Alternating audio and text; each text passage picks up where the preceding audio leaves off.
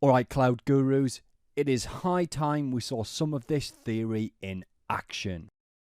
And it's your call, right? You can feel free to just watch, or you can follow along. All the images and the stuff that I'm going to use are on GitHub or Docker Hub, so if you want, you can definitely follow along. Now then, I'm going to say this before we go any further. The aim of the game here is not to show you the perfect and most secure way to do this stuff in production. It's not. For now, the idea is to walk you through a few examples that are designed to demonstrate the stuff that we've just learned. So the techniques, and you know what, more importantly actually, the software that's being used here is not for production use. In fact, some of the images will be outright dangerous, so use at your own risk. Anyway, look, I'm over dramatizing things. Let's crack on. I've got a Kubernetes cluster here. This one happens to be a 3-noder on the Google Container Engine. But the stuff we're going to show will pretty much work anywhere. So AWS, Azure, play with Kubernetes. In fact, most of it will work on-prem or a local install like Docker Desktop or Minikube. But the thing is, right, my cluster for this example is in the Google Cloud and I'm rocking it with PowerShell. So the first thing I think we'll do is test whether all pods can actually talk to each other.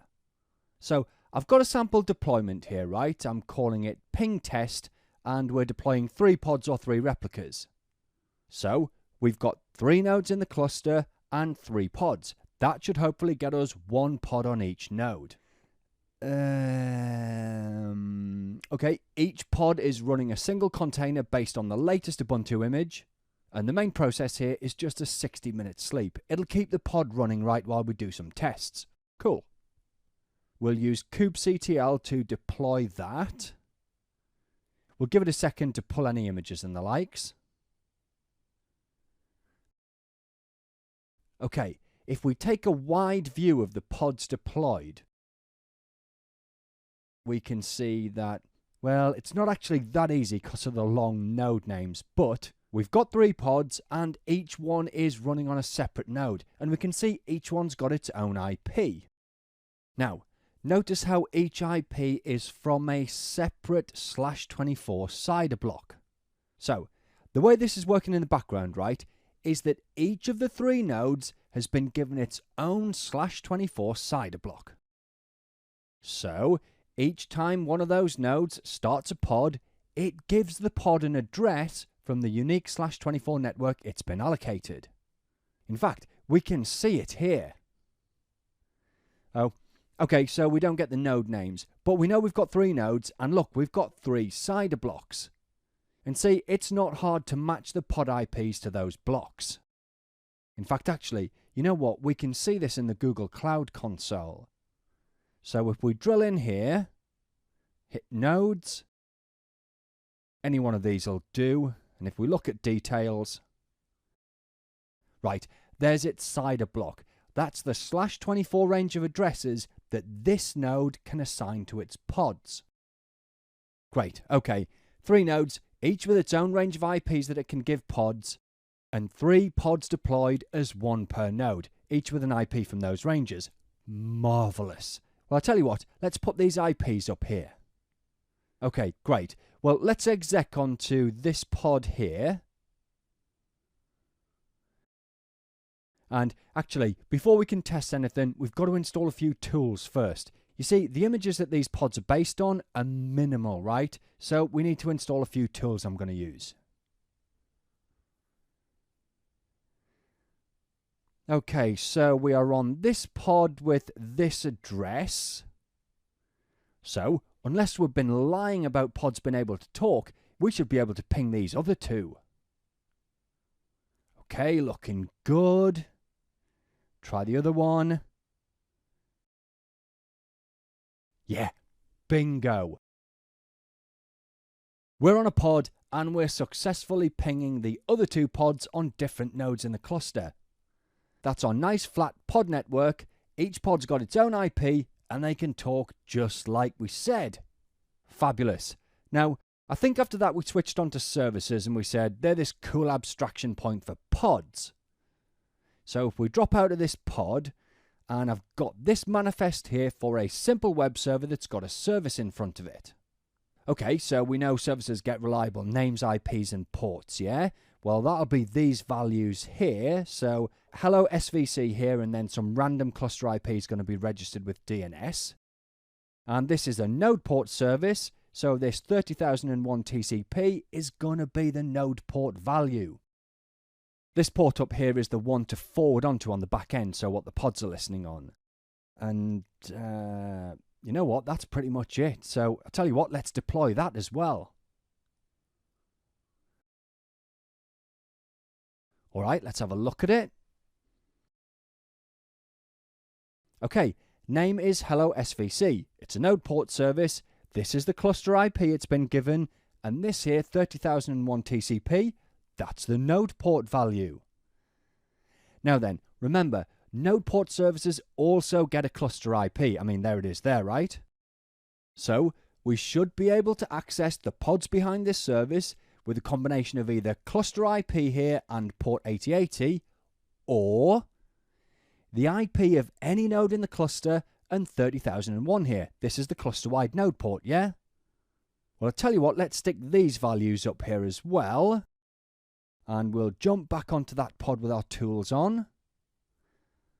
And if we curl, I think the service name first, right? Remember, the service name will resolve to the cluster IP. We'll put the pod port on the end here. And it works. Now, okay, it's all text right now, but if we look, we can see that it's HTML from a web page. So great, the cluster IP works. But the same should go for the node port. Now, for that, I'm going to need the IP of one of the nodes in the cluster, which I can get from the GKE Web UI. Any one of these should do.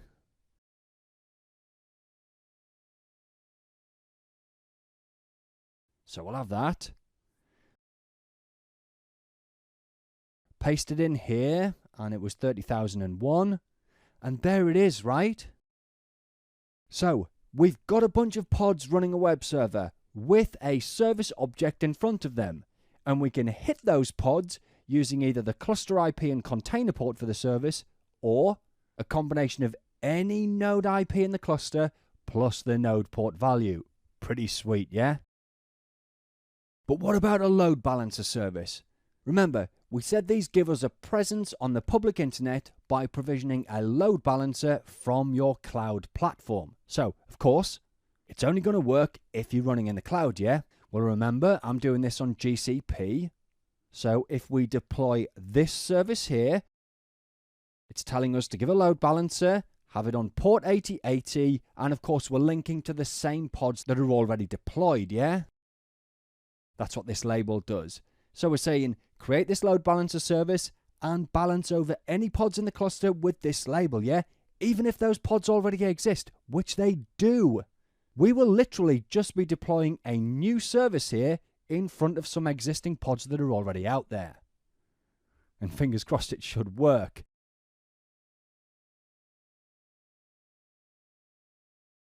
Now, we'll watch this for a bit, right? Because it can take a minute or two to provision a cloud load balancer.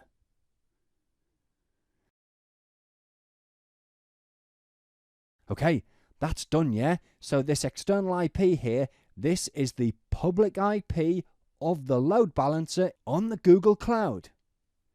So if we put it in a browser tab here. Now before we go, right? I'm running this browser on my laptop at home. And the cluster, that's actually in the Google Cloud, so it's really far away from me. We've got that, right? Okay, well, it was port 8080, yeah? And this is our web page. Check that out. Look, I mean, the web page is nothing, right? But we've provisioned a cloud-native load balancer on the Google Cloud. And it's configured to send requests to our web app in Kubernetes. Dead easy. Pretty sweet, yeah? Well, you know what? I think that'll do for demos. We've seen a flat open pod network, that each pod gets its own IP, and that services sit in front of them and provide stable names, IPs, and ports. Fabuloso. Now, you know what? We've learned a ton, and it is important stuff. So, I highly recommend that you stick around for a couple more minutes while we do a quick recap. Because if you're anything like me, Well, look, I don't know. I just know that if I was you, right, I'd have forgotten a ton of this stuff already. So the recap will be good. Let's do it.